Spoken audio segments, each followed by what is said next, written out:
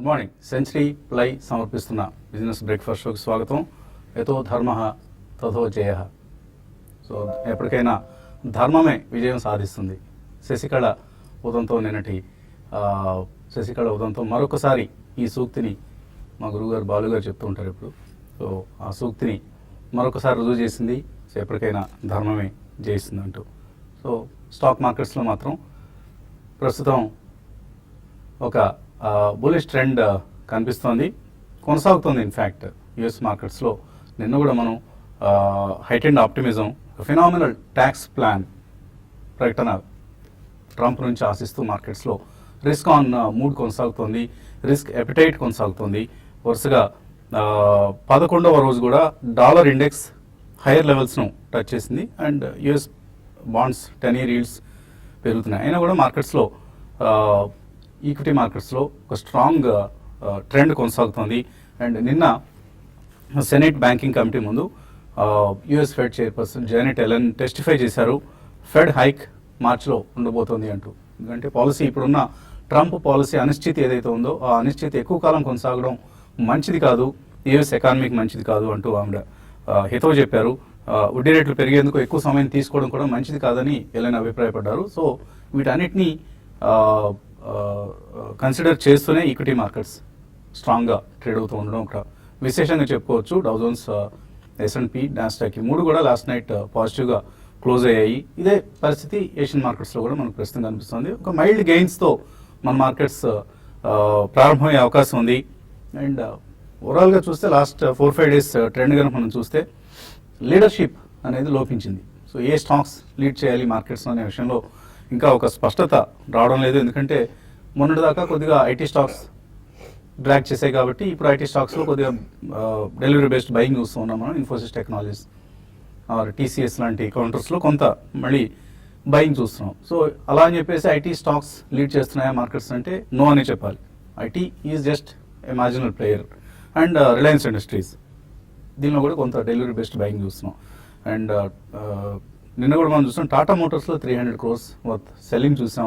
Tata Motors result బాగా disappoint చేసింది. Last night అమెరికాలో ADRs అంటాం కదా, so Tata Motors ADR almost 11.5% తగ్గింది. సో వాళ్ళ JLR సేల్స్లో బాగా మార్జిన్స్ తగ్గాయి, వాల్యూమ్స్ తగ్గాయి.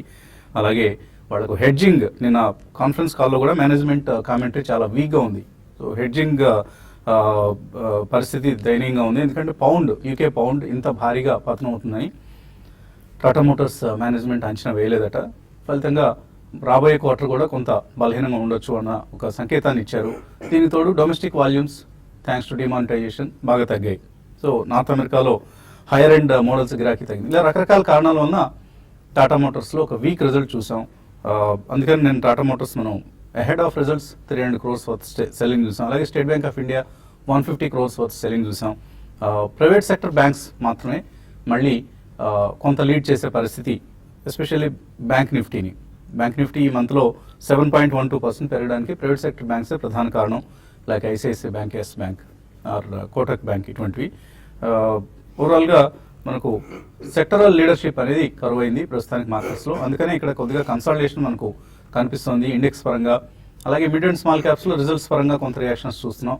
కొన్ని కంపెనీస్ నేను కూడా అరౌండ్ 950 కంపెనీస్ రిజల్ట్స్ వస్తే 50-50గా ఉంది. కొన్ని కంపెనీస్ మంచి రిజల్ట్స్ పోస్ట్ చేస్తే, కొన్ని కంపెనీస్ బ్యాడ్ రిజల్ట్స్ పోస్ట్ చేసాయి. సో ఒక మిక్స్డ్ రిజల్ట్స్ డే నిన్న స్మాల్ అండ్ మిడ్ క్యాప్స్ సంబంధించి. సో కొంత ఈ లెవెల్స్ దగ్గర మార్కెట్స్ ఊపిరి పీల్చుకుంటున్నాయి వరుసగా వచ్చిన 1000 పాయింట్ల నిఫ్టీ ర్యాలీ తర్వాత.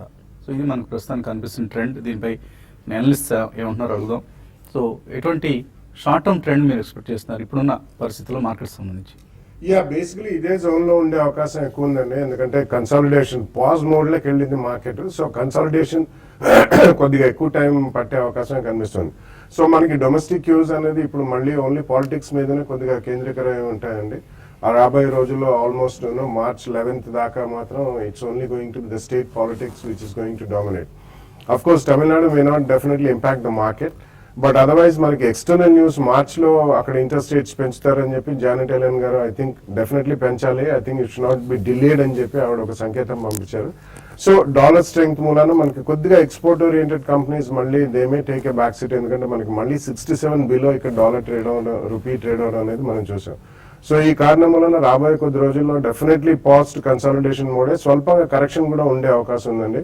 చాలా రోజుల తర్వాత మనకి mid small and micro cap stocks అన్ని కూడా కొద్దిగా రియాక్ట్ అవుతున్నాయి. So probably continuation of this correction అనేది ఇంకా కొద్ది రోజులు కొనసాగే అవకాశం ఉంది. పోస్ట్ ఎలక్షన్ రిజల్ట్స్ మనకు ఒక డెఫినెటివ్ ట్రెండ్ అనేది వస్తుంది, but definitely market is strong అనే చెప్పాలండి. ఓవరాల్ వీక్నెస్ అయితే లేదు, small correction is due. So wait for the next few days. ఈ రాబోయే 1-2 weeks లో ఎక్కడైనా ఆపర్చునిటీస్ దొరికితే మాత్రం definitely one should load the stocks అండి అక్రాస్ ఆల్ ద సెక్టర్స్. గతంలో కూడా చెప్పినట్టు most of the sectors are doing well. Demonetization అనేది ఐ థింక్ కంప్లీట్లీ మర్చిపోయినట్టే ఉన్నారు, అండ్ ఐ థింక్ రీమానిటైజేషన్ కూడా ఆల్మోస్ట్ అంతా అయిపోయింది. Everywhere I think there is enough cash available in the system అని చెప్పి కూడా బ్యాంకర్స్ కూడా చెప్పడం జరిగింది. సో ఈ కారణం వలన రాబోయే 10-15 days లో ఎక్కడైనా ఆపర్చునిటీస్ వస్తే definitely one should buy in to stocks అండి. Barring telecom stocks, I think most of the other sectors look promising. Okay, so technicals ఏం చెప్తున్నాయి? Ya, basically I think technically charts చూస్తే కనుక I think consolidation with slightly downward bias అని చెప్పొచ్చు ఈ stage లో. ఎందుకంటే మనకి లాస్ట్ 5 to 7 days లో సిగ్నల్స్ చూస్తే కనుక ఆల్మోస్ట్ మనకి హ్యాంగింగ్ మ్యాన్ సిగ్నల్స్ లేదంటే డోజీ సిగ్నల్స్ రావడం చూస్తున్నాం ఎట్ ద టాప్. సో దీని ఇండికేషన్ ఏంటంటే nobody want to take risk ఈ స్టేజ్ లో. So bull bear fight equal గా ఉందని చెప్పొచ్చు. అండ్ మనం గత కొద్ది రోజులు గమనిస్తే గ్యాప్ డౌన్ ఓపెన్ అయినా కూడా ఆల్మోస్ట్ ఆ గ్యాప్ ఫిల్ చేయడం చూస్తున్నాం. అదేవిధంగా గ్యాప్ అప్ ఓపెన్ అయినా కూడా ఆ గ్యాప్ ఫిల్ చేసి ప్రాబ్లీ ఆ 87.15 అండ్ 88.30 రేంజ్ లో ట్రేడ్ అవుతాం చూస్తున్నాం. సో ఈ స్టేజ్ లో ఎక్స్టెండింగ్ టాప్స్ కూడా ఆల్మోస్ట్ 2 to 5 points కన్నా ఎక్కువ మనకి రావట్లేదు. అదేవిధంగా ట్రేడింగ్ జోన్ చూస్తే కూడా 40 to 45 points కన్నా నేరో రేంజ్ కన్నా ఎక్కువ ట్రేడ్ అవ్వట్లేదు. సో దీని ఇండికేషన్ ఏంటంటే ప్రాబ్లీ మొన్నటి స్వింగ్ లో ఏదైతే ఉందో 8715 ప్రాబ్లీ అది కట్ అయితేనే మళ్ళీ మార్కెట్ కరెక్షన్ వచ్చే ఛాన్స్ ఉంది. అదేవిధంగా 8837 ప్రాబ్లీ అది అప్ సైడ్ బ్రేక్అవుట్ వస్తే కనుక నెక్స్ట్ అప్ మూవ్ అనేది మనకి సెప్టెంబర్ హైస్ ఏదైతే ఉందో 8968 దాకా పైకి వెళ్ళే ఛాన్స్ ఉంటుంది. సో క్లియర్ బ్రేక్అవుట్ కోసం వెయిట్ చేయాలి. అదర్వైజ్ ప్రాబ్లీ మనకి 30-40 points లో ట్రేడ్ చేసే వాళ్ళకి ఐ థింక్ స్టాప్ అవుట్స్ తోటే మార్కెట్ బిహేవ్ చేస్తుందని చెప్పొచ్చు. అండ్ గత వారంలో మనం చూస్తే కనుక 20-day మూవింగ్ యావరేజ్ 8570 దగ్గర ఉండింది, అది ఇప్పుడు కాస్త 8630 దాకా రావడం చూసాం. సో దీని ఇండికేషన్ అంటే మార్కెట్ కన్సాలిడేషన్ అవుతుంది కాబట్టి ప్రాబ్లీ కొంచెం ఒక 100-150 points డిప్ వస్తే కనుక ఐ థింక్ బయింగ్ ఆపర్చునిటీస్ ఎక్కువ ఉన్నట్టు మనకి చార్ట్స్ చెప్తుంటాయి. So definitely buy on dips మనకి సూచిస్తుంది మార్కెట్. మేబీ 8630 కింద క్లోజింగ్ బేసిస్ స్టాప్ లాస్ పెట్టుకుని 2 or 3 price points లో లాంగ్ పొజిషన్స్ క్రియేట్ చేసుకోవచ్చు. అదేవిధంగా సెక్టోరియల్ రొటేషన్ మనం already last couple of weeks గా చూస్తున్నాం. సో నిన్న కొంచెం ఆయిల్ అండ్ మార్కెటింగ్ స్పేస్ ఏదైతే స్ట్రాంగ్ చార్ట్స్ ఉన్నాయో ప్రాబ్లీ నిన్న కొంచెం క్రాక్ అవుట్ అని చూసాం 4-5%. Maybe this a good indication, ఎందుకంటే ఒకటే సెక్టర్ కంటిన్యూస్ అప్ మూవ్ ఉండి నిఫ్టీ పర్ఫార్మ్ చేస్తే it's not a great charts అని చెప్పొచ్చు. సో డెఫినెట్ గా ఆయిల్ అండ్ మార్కెటింగ్ ఇంకొక 2-4% మేబీ ఇక్కడ నుంచి కరెక్ట్ అవుతాయి కనుక ఫ్రెష్ లాంగ్స్ క్రియేట్ చేసేటానికి ఫస్ట్ ప్రైజ్ ఆపర్చునిటీగా మనం తీసుకోవచ్చు. అదేవిధంగా బ్యాంక్ నిఫ్టీ చూస్తే కనుక ఇది కూడా అదే రేంజ్ లో కన్సాలిడేట్ అవుతుంది.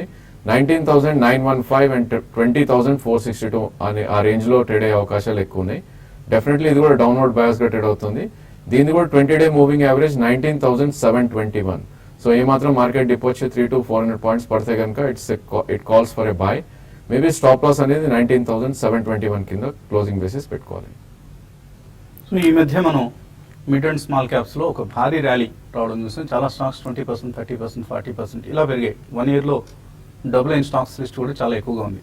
సో ఈ పరిస్థితుల్లో ఇంకా లీస్ట్ ఎక్స్పెన్సివ్ స్టాక్స్ ఏమైనా ఉన్నాయా అని ఒక రీసెర్చ్ గ్రూప్ స్టడీ చేసింది. ఇందులో కొన్ని స్టాక్స్, 5 స్టాక్స్ని వాళ్ళు రికమెండ్ చేయడం జరిగింది. South Indian bank, Karur Vysya bank, IRB infra, Indiabulls housing finance and oil India, OIL అంటాం కదా. సో ఈ 5 స్టాక్స్ కూడా ఇప్పుడున్న మార్కెట్ కండిషన్స్లో, ఇప్పుడున్న వాల్యుయేషన్స్లో least expensive. So forward PE అంటాం, అంటే రాబోయే ఎర్నింగ్స్ని డిస్కౌంట్ చేస్తూ లెక్క కట్టేదాన్ని ఫార్వర్డ్ పిఈ అంటాం. ఇప్పుడు మామూలుగా ఇప్పుడున్న మార్కెట్ ప్రైస్ని లెక్క చేస్తూ చేసేదాన్ని కరెంట్ పిఈ అంటాం. సో ఫార్వర్డ్ పిఈ దృష్ట్యా చూస్తే ఇవి చాలా లీస్ట్ ఎక్స్పెన్సివ్ అన్నది ఈ రీసెర్చ్ గ్రూప్ అభిప్రాయం. South Indian bank, Karur Vysya bank, IRB infra, Indiabulls housing and oil India. So maybe next 1 to 2 years దృష్టితో ఈ స్టాక్స్ని అక్యుములేట్ చేసుకోవచ్చు. కాలర్స్ లైన్లో ఉన్నారు. మొదటి కాలర్ చీరాల నుంచి వెంకటేశ్వర్లు. హలో, నమస్తే అండి, అడగండి. హోల్డ్ చేస్తున్నాను, హోల్డ్ ఆర్ సెల్. దీంట్లోంచి BSE ఏ స్టాక్ అండి మీరు అడిగింది ఏంటి మళ్ళీ ఒకసారి క్లియర్గా చెప్పండి. BF utilities. Yeah, I don't think Fortis Healthcare to BF Utilities is a good BF Utilities is basically infrastructure company, but actually వాళ్ళు ఒక stand alone Nandi corridor project లో ఉన్నారు. వాళ్ళ గతంలో కోర్ట్ కేసులు సుప్రీం కోర్ట్ దగ్గర వెళ్ళి there was a lot of legal delays which they are trying to tackle. So ఈ కారణం వలన ఫోర్టిస్ హెల్త్ కేర్ కూడా I don't think it's a major money maker from this point of time. Usually hospital shares కి gestation చాలా long ఉంటుందండి. So ఈ కారణం వల్ల it's more a tradable share then a pure play investment. BF Utilities matter, I think you should not buy it, changing from Fortis Healthcare. You can rather switch out to some fine chemical specialty and auto ancillary industries and NBFCs. ఇటువంటి వాటిలోకి వెళ్తే I think you'll make a better chance of gaining more money. So I think BF Utilities పక్కన పెట్టండి, Fortis Healthcare నుంచి ఈ sectors లోకి shift అయిపోయింది. తర్వాత హైదరాబాద్ నుంచి సురేష్ లైన్లో ఉన్నారు. Hello sir. అడగండి సురేష్. సార్ ఇది నేను బేబీస్ ఫార్మా 778 లో తీసుకున్నాను సార్. అది స్టాక్ ఎప్పుడు సో కొద్ది కాలం వెయిట్ చేస్తారా లేకపోతే వెయిట్ చేయాలని? వెయిట్ చేస్తే వస్తుంది సార్ అందుకని. Okay okay. So Divi's labs 778లో కొన్నారు.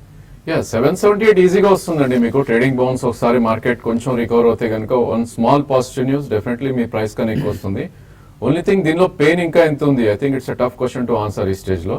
మొన్నటి స్వింగ్ లో ఏదైతే ఉందో మేబీ 675 దగ్గర ఒక స్ట్రాంగ్ సపోర్ట్ ఉంది, అక్కడ ప్రాబ్లీ సపోర్ట్ తీసుకోవచ్చు. ఇన్ కేస్ వర్స్ న్యూస్ ఏదైనా వచ్చింది మొన్నట్లాగా ఇంపోర్ట్ అలర్ట్స్ లాంటివి ఏమైనా వచ్చింది అంటే కనుక ప్రాబ్లీ స్టాక్ 675 కట్ అవుతే కనుక మేబీ 580, 600 దాకా డౌన్ సైడ్ వచ్చే ఛాన్స్ ఉంది. ప్రాబ్లీ మీకు 1 year, 1.5 year వ్యూ ఉంటే కనుక డెఫినెట్లీ మిమ్మల్ని హోల్డ్ చేయమని చెప్తాను. లేదు మీరు డౌన్ సైడ్ ఎక్కువ చూడదలుచుకోలేదు అండ్ ఆ రిస్క్ అపిటైట్ లేదు అనుకుంటే కనుక 675 కింద క్లోజింగ్ బేసిస్ మీరు స్టాప్ లాస్ పెట్టుకోవాలి. అండ్ మార్కెట్ ఏమాత్రం పుల్ బ్యాక్ వచ్చి మొన్నటి స్వింగ్ హై 771 దాటింది అంటే 780 ఆర్ 780 దాకా అప్ సైడ్ వచ్చే ఛాన్స్ ఉంది, అక్కడ మీ పొజిషన్ ఎగ్జిట్ అవ్వండి. సెంచరీ ప్లై సమర్పిస్తున్న బిజినెస్ బ్రేక్ఫాస్ట్ లో ఇప్పుడు ఒక చిన్న విరామం.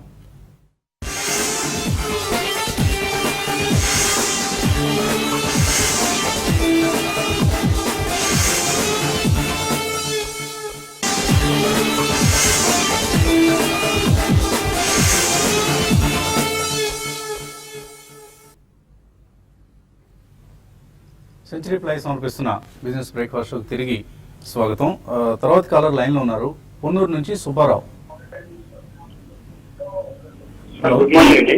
గుడ్ మార్నింగ్, అడగండి సుబ్బారావు. సార్ మీ ప్రోగ్రామ్ బాగా రెగ్యులర్ గా వాచ్ చేస్తుంటాను సార్. Thank you sir. దానివల్ల నేను చాలా బెనిఫిట్స్ అండి.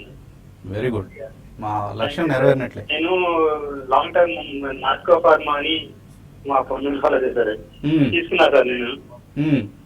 అది కమ్సే 5 years తీసుకున్నా సార్, ఒక 100 shares.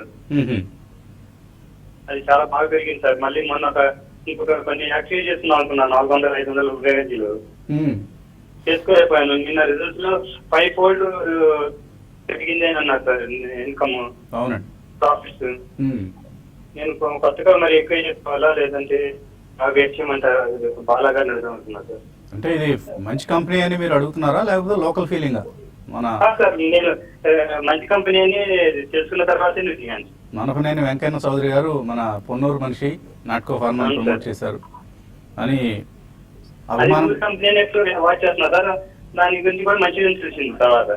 Yes, okay. మీరు బిగినింగ్ ఏమో లోకల్ ఫీలింగ్ తో బిగిన్ చేశారు, కానీ తర్వాత మంచి కంపెనీ కూడా అయింది అదృష్టవశాత్తు నాట్కో ఫార్మా. డెఫినెట్లీ ఉన్న షేర్లు అయితే ఉంచమంటానండి. ఫ్రెష్ గా మీరు కొనొచ్చా ఇంకా అని అడిగారు.